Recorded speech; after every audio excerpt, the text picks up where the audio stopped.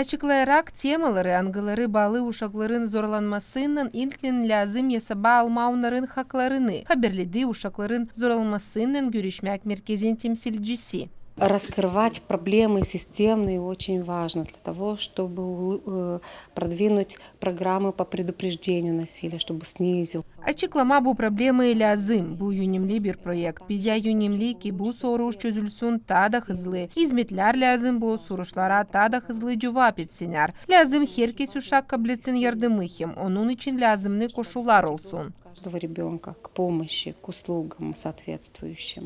Komrad'ın primarı Sergey Anastasov nişanadı, hani Komrad'da uşakların haklarını korumak komisya var. Bugünkü gün problem çocukların, onlar bizde kasabamızda, onlar çözülüyorlar, bizim komisyon var belediyede, primariyede var komisyon. Nereye girer çok yerlerden insan, bu sosyal bakanlıktan, polisiyadan, her yerden girer oraya birer kişi.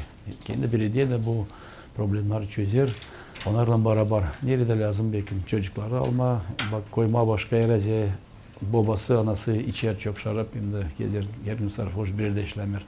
Bir de olar işler bizde çok olmaz belki ama 5-10 çocuk her yıl gelir bir, hem de başka da var nerede kendi anası kalmış yalnız ama hep bu halde bulunuyor, hani işleme pek istemiyorlar da hep.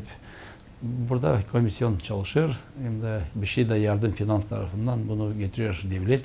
Uşakların haklarını çalışırlar koruma jurnalistler de. Onlar bu temayı kendi materyallarında açıklarlar. Biz jurnalistler yok nasıl bilelim her bir temayı diğerinden. Bu yüzden bu seminarlar bizim için pek faydalı çünkü uzmanlar burada anlatırlar bize hepsi özellikleri, açıklarlar kanunları da biz bu bilgileri kullanarak yaparız doğru materyalları, anlatırız doğru istoryaları ki bir de uşağa zarar getirmeme, bir de aileye zarar getirmeme.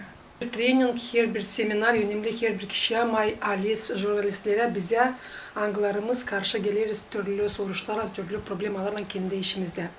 Bu seminer angısı geçti, şimdi de çoktan bizde Gagavuzya Radyo Televizyonun Dünya kampanyasında.